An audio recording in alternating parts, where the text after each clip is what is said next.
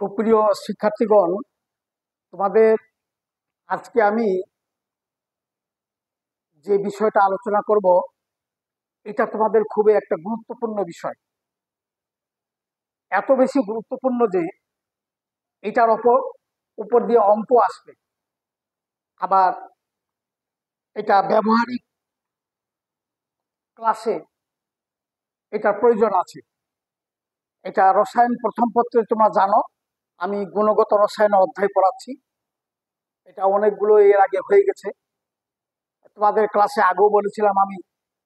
আজকে আমি যে বিষয়টা পড়াবো এটা আগে বলে রাখছিলাম। তো যাই হোক, আজকে যে বিষয়টা পড়াবো সেটা হলো দ্রাব্যতা।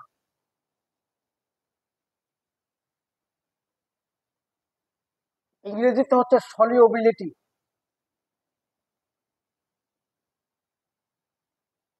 সলিউবিলিটি যেটাকে এস দ্বারা প্রকাশ করা হয়, আর এর সঙ্গে দ্রাব্যতার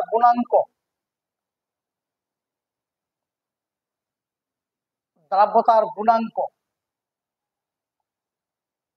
যাকে কে এসপি দ্বারা প্রকাশ করা হয়, এর ইংরেজি হলো সলিউবিলিটি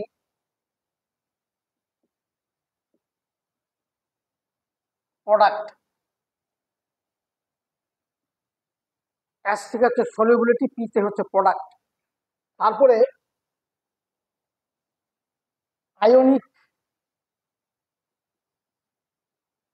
আয়নিক গুণাঙ্ক,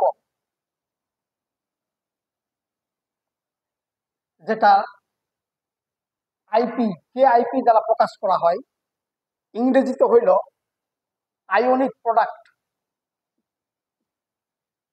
আয়নিক প্রোডাক্ট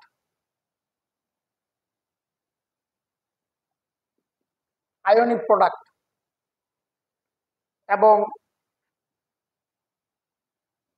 কে এসপি ও কে আইপি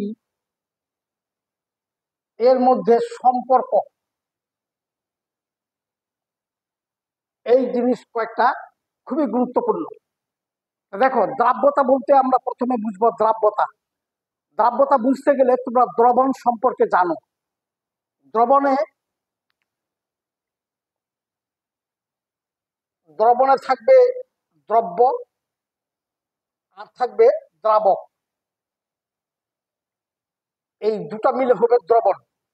এখন ঘনমাত্রার দিক দিয়ে এটা তিন প্রকার।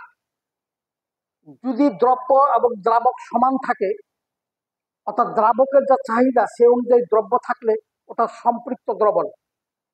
আবার দ্রব্য কম দ্রাবক অনেক বেশি, এটা হলো অসম্পৃক্ত দ্রবণ। আবার দ্রাবকের মধ্যে যে সমস্ত দ্রব্য থাকবে এটাকে তাপমাত্রা বা চাপের দ্বারা বেশি করে দ্রব্য দ্রবীভূত করাবো, ওটা হবে অতিপৃক্ত, সুপার স্যাচুরেটেড। স্যাচুরেটেড, আনস্যাচুরেটেড এবং সুপার স্যাচুরেটেড, এ হলো দ্রবণ সম্পর্কে তোমরা আগেই জানছো। দ্রবণ বা সলিউশন, সলিড, সলভেন্ট। এখন দ্রাবক হইল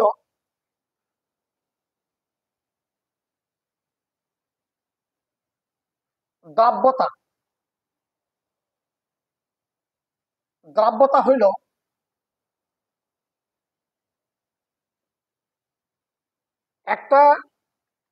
আমরা একটা পাত্র নিলাম, তোমাদের বইতে যেভাবে আছে, বিভিন্ন বইতে বিভিন্নভাবে সংজ্ঞাটা আছে।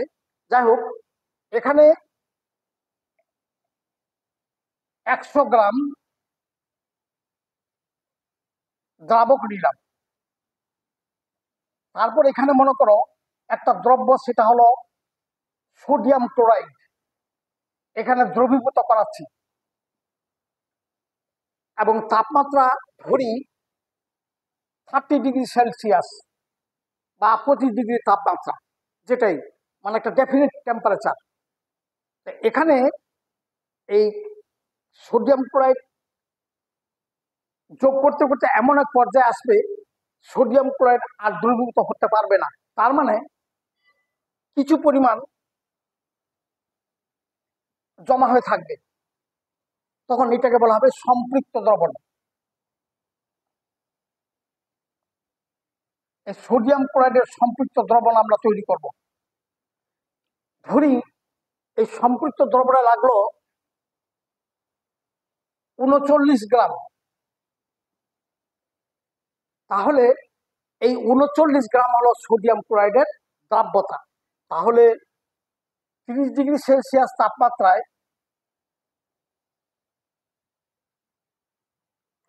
সোডিয়াম ক্লোরাইডের দ্রাব্যতা হলো 39। যদি বলা হয় সোডিয়াম ক্লোরাইডের দ্রাব্যতা 39 বলতে কি বুঝো, 25 ডিগ্রি বা 30 ডিগ্রি তাপমাত্রায়, তখন বলতে হবে যে 25 ডিগ্রি সেলসিয়াস তাপমাত্রায় 100 গ্রাম দ্রাবকে ওই সোডিয়াম ক্লোরাইডের সম্পৃক্ত দ্রবণ তৈরি করতে 39 গ্রাম লাগবে। তাহলে সংখ্যাটা দাঁড়ালো যে একটা নির্দিষ্ট তাপমাত্রায় সর্বোচ্চ পরিমাণ দ্রব 100 গ্রাম দ্রাবকের মধ্যে সম্পৃক্ত দ্রবণ তৈরি করতে যে পরিমাণ দ্রব্য লাগে ওই পরিমাণ দ্রব্য হলো ওই তাপমাত্রার দ্রাব্যতা। তো দ্রাব্যতাকে আমরা এস দ্বারা তো প্রকাশ করি, এস দ্রাব্যতা, তাহলে দ্রব্যের ভর যদি এম হয়, M into 100 is divide by big M minus small M. এই বড় হাতের এম হইল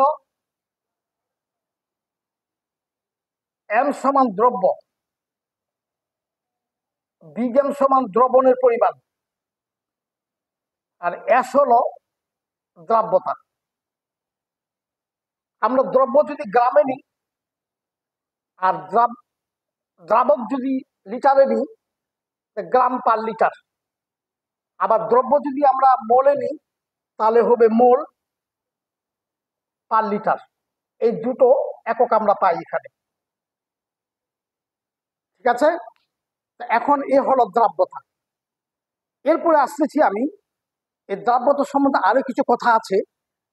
এই দ্রাব্যতা কয়েকটি ফ্যাক্টরের উপর নির্ভর করে, যেমন 1 নম্বর দ্রব্যের উপর নির্ভর করে, 2 নম্বর দ্রাবকের উপর নির্ভর করে, 3 নম্বর হইল তাপমাত্রার উপর নির্ভর করবে, তারপরে একটা আছে 4 নম্বর চাপের উপর নির্ভর করবে। এগুলো আমি পরে তোমাদের বুঝাবো। এগুলা তারপরে একই দ্রব্য সকল দ্রাবকে দ্রবীভূত হয় না। যেমন সোডিয়াম ক্লোরাইড পানিতে হবে, ওই সোডিয়াম ক্লোরাইড তেলে কিন্তু দ্রবীভূত হবে না। তাহলে কি বোঝা গেল যে একই ধরনের দ্রব্য, অর্থাৎ পোলার যেগুলো, সেগুলো পোলার, পানি হচ্ছে পোলার দ্রাবক, পোলার গুলা পোলারে হবে, আর যেগুলো অপোলার গুলা অপোলারে হবে। অর্থাৎ অজৈব গুলা অজৈব হবে, জৈব গুলো জৈব দ্রাবক হবে। অর্থাৎ লাইক ডিজলভস লাইক, একটা কথা আছে, লাইক ডিজলভস লাইক, অর্থাৎ পোলার গুলো হবে পোলারে, অপোলার গুলো হবে অপোলারে। একই দ্রাবক সবগুলোকে দ্রবীভূত করতে পারবে না। যেমন তেল বা পেট্রোল, চিনি বা লবণকে দ্রবীভূত করতে পারবে না। তাই একই দ্রাবক সব দ্রব্যকে দ্রবীভূত করতে পারবে না। আবার তাপমাত্রা, অনেক দ্রব্য আছে তাপমাত্রা বৃদ্ধি পাইলে দ্রাব্যতা বৃদ্ধি পায়, সেটা হলো তাপ উৎপাদী প্রক্রিয়া। আবার এমন কিছু দ্রব্য আছে তাপমাত্রা বাড়াইলে দ্রাব্যতা কমে যায়, সেটা হলো তাপহারী প্রক্রিয়া। যেমন উদাহরণ পটাশিয়াম আয়োডাইড, একে যতই তাপ দিবে এর দ্রাব্যতা বাড়তেই থাকবে, কারণ এটা তাপ উৎপাদী প্রক্রিয়া, এটা এন্ডোথার্মিক। আবার চুনকে যদি দ্রবীভূত করার পর তাপ দাও তাহলে চুন কিন্তু ক্যালসিয়াম অক্সাইড বা ক্যালসিয়াম হাইড্রেট সেপারেট হয়ে যাবে। তাহলে এটা হলো তাপমাত্রা বৃদ্ধি করলে দ্রাব্যতা কমে যাবে, এটা হলো তাপহারী প্রক্রিয়া। তো এইগুলো সম্বন্ধে আরো কিছু বলবো। চাপের প্রভাবে সবাই হেনরি সূত্র আছে, যেটা তোমাদের সিলেবাসে খুব একটা দরকার নাই, এগুলো পড়লেই তোমরা বুঝতে পারো অরিজিনাল বইতে। এবার আসতেছি আমি দ্রাব্যতার গুণাঙ্ক। এটা খুবই ইম্পর্টেন্ট জিনিস, এটার উপর দিয়ে অনেক অঙ্ক করতে হয়, ব্যবহারিক ক্লাসের মধ্যে এটা করতে হয়। ফ্যাক্টর আছে, বড় ক্লাসে আরো বিস্তারিত এটা সম্বন্ধে আলোচনা হবে। যাই হোক, দ্রাব্যতার গুণাঙ্ক এটা হইল, এটা আমরা দুই ধরনের লবণ পাই। কতগুলো লবণ হইল স্বল্প দ্রব্য, যেমন সোডিয়াম নাইট্রেট, অ্যামোনিয়াম নাইট্রেট, মানে অল নাইট্রেটস, কপার সালফেট, এগুলো হলো শক্তিশালী ইলেকট্রোলাইট, মানে এগুলো পানিতে খুব তাড়াতাড়ি দ্রবীভূত হবে। আর এমন কিছু দ্রব্য আছে স্বল্প দ্রবণ হবে, স্বল্প পানিতে স্বল্প দ্রাব্য, অর্থাৎ এটা হচ্ছে স্বল্প স্প্রিংলি, স্প্রিংলি সলিবল, অর্থাৎ স্বল্প দ্রব্য, স্বল্প দ্রবীভূত, স্বল্প দ্রব্য, অর্থাৎ এই দ্রব্য যাবে অল্প পরিমাণ, এটা সলিড। এটা যখন পানিতে দ্রবীভূত হবে তখন সিলভার ক্লোরাইড একুয়াস, এটা তখন হবে ইলেকট্রোলাইট, এটা অবমুখী। আবার এই ইলেকট্রোলাইটটা কিছু অল্প পরিমাণ ভেঙে যাবে, সেটা হলো সিলভার আয়ন একুয়াস এবং ক্লোরাইড আয়ন একুয়াস। এই এখন এটাকে আমরা লিখতে পারি silver chloride solid, silver ion aqueous, chloride ion aqueous. এখন ইকুইলিব্রিয়াম ধ্রুবক কে লিখতে পারি আমরা, জানি আমরা যে এই সিলভার আয়নের মোলার ঘনমাত্রা গুণন, মানে উৎপন্ন পদার্থের মোলার ঘনমাত্রার গুণফল, ক্লোরাইড ভাগ সিলভার ক্লোরাইডের মোলার ঘনমাত্রা। এখন আবার এটা লিখতে পারি আমরা K into silver chloride is equal to silver ion molar ঘনমাত্রা গুণন,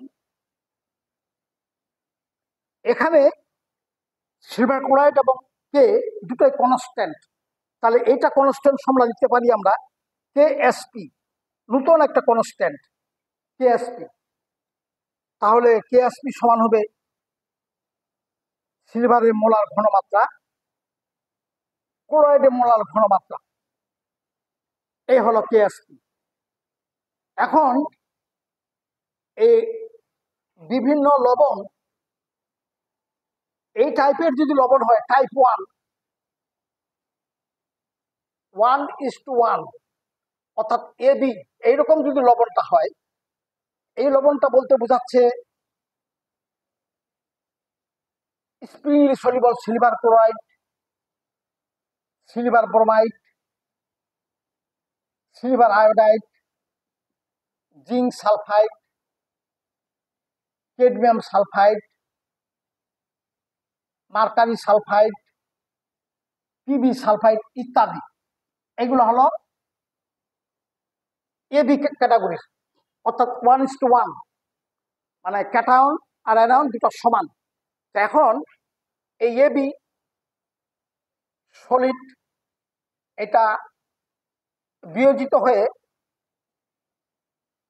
এ একুয়াস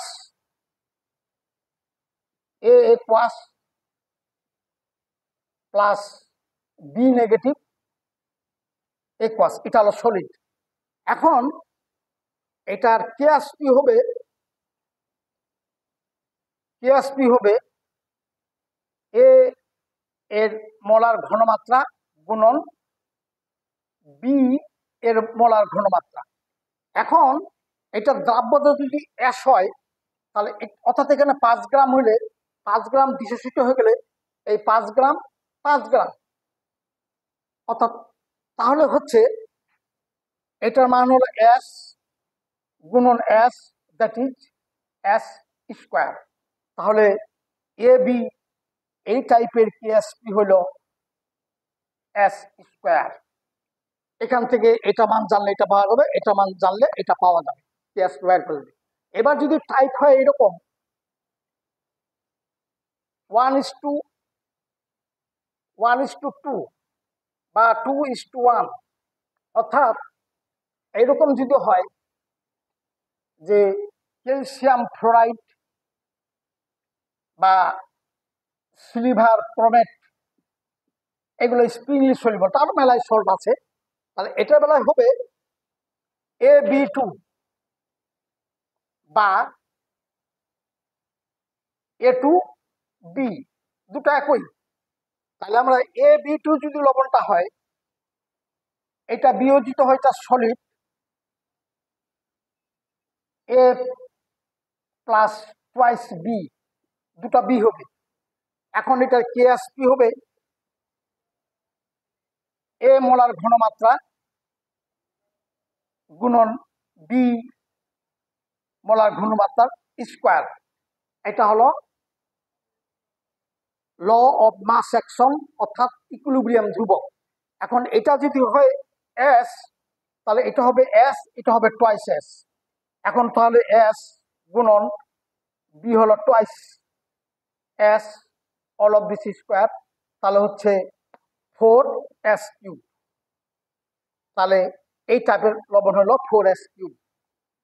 এই লবণগুলার কেএসপি হবে 4s3। এবার যদি এরকম হয়, এবার যদি এরকম হয় 2:3, অর্থাৎ আর্সেনিক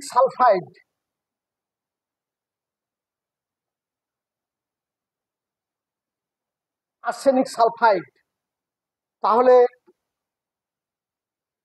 এটার সিম্বলিক হবে B2A2B3। তাহলে A2B3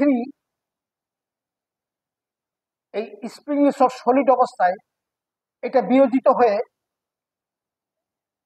দুটো ক্যাটায়ন হলো এ ক্যাটায়ন, আর তিনটা হবে বি অ্যানায়ন। এখন এটার কেএসপি হবে এ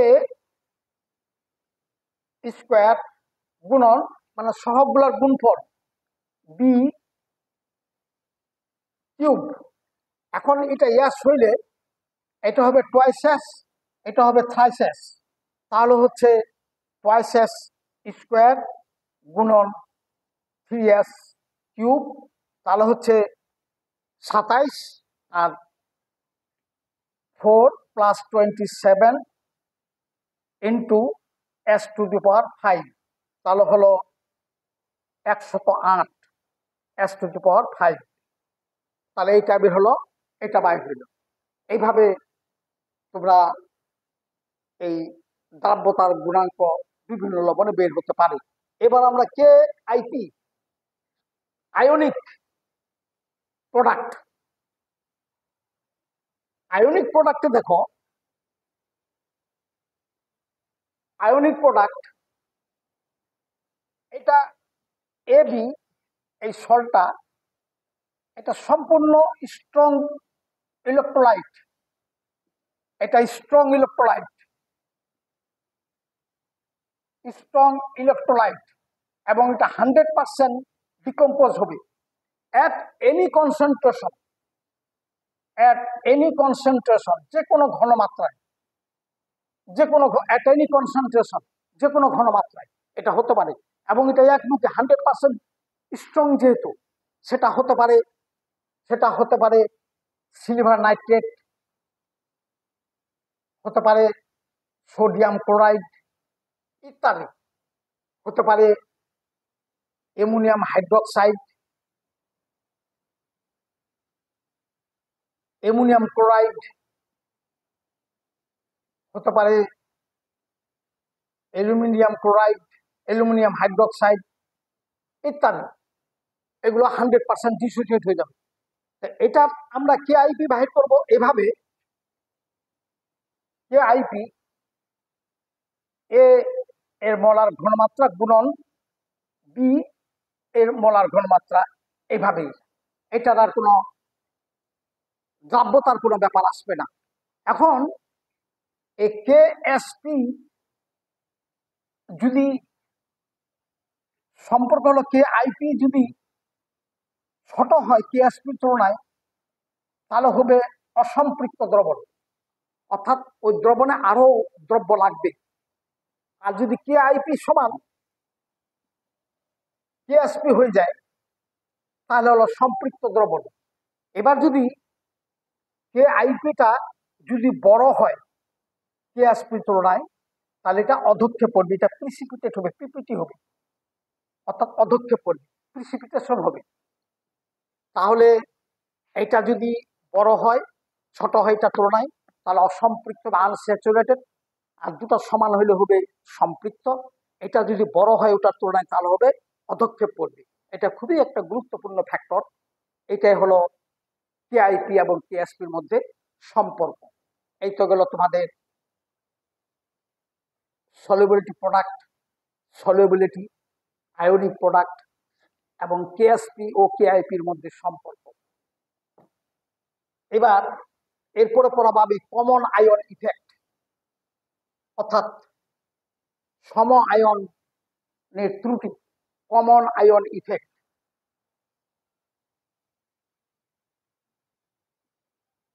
কমন আয়ন ইফেক্ট তার মানে সম আয়ন ত্রুটি।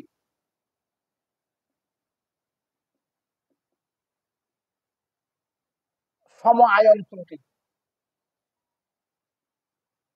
Common ion effect. এটা হলো, ধরি একটা স্প্রিংলি একটা সলিবল সল্ট AB, এটা পানিতে অল্প পরিমাণ দ্রবীভূত হইল, এটা হলো স্প্রিংলি সলিবল সল্ট, স্বল্প স্প্রিংলি মানে স্বল্প দ্রব্য, এটা সলিড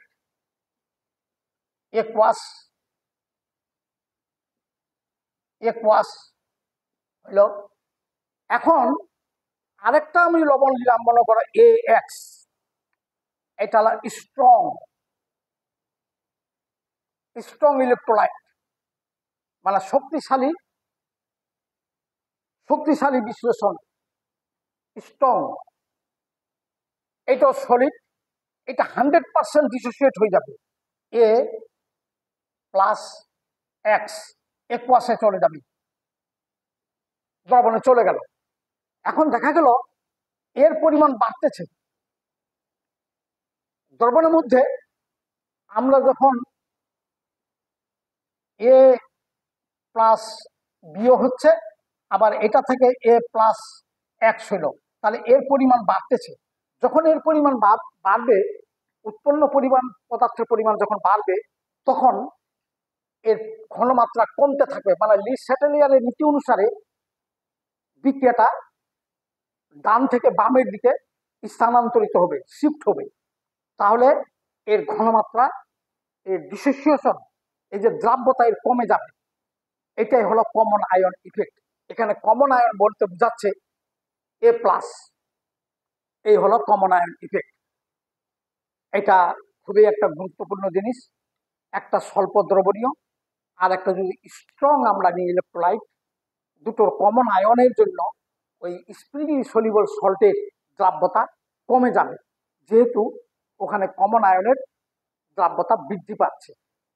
এই হলো, যেমন সোডিয়াম ক্লোরাইড এই বিয়োজিত হয়ে sodium ion plus chloride ion. এখন একটা স্ট্রং ইলেকট্রোলাইট নিয়ে আমি, এটা 100% হইল, রাইট? তাহলে দেখা যাবে এই ক্লোরাইডের পরিমাণগুলো বাড়তেছে, তাহলে দেখা যাবে এই সোডিয়াম ক্লোরাইড বেশি পরিমাণ জমা হতে থাকবে। অর্থাৎ বিশুদ্ধ সোডিয়াম ক্লোরাইড প্রস্তুত করার জন্য আমরা এই পদ্ধতি,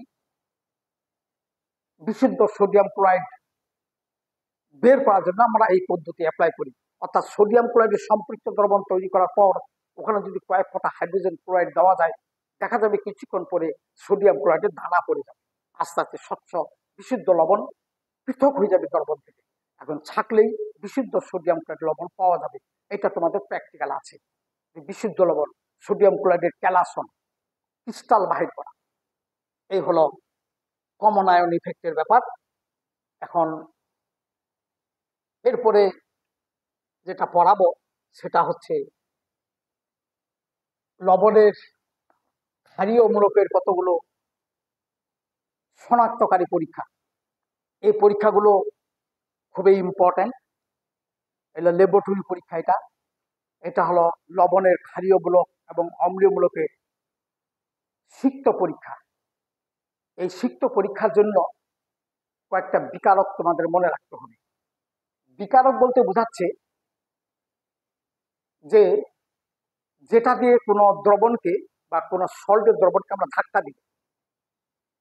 যদি এইভাবে মনে রাখি যে আমি এই ডাস্টারটা ধাক্কা দিচ্ছি, এটা হলো বিকারক। এইরকম 4টা বিকারক বা 5টা বিকারের কথা মনে রাখলেই সম্পূর্ণ সল্টগুলো তোমাদের শনাক্ত করা যাবে।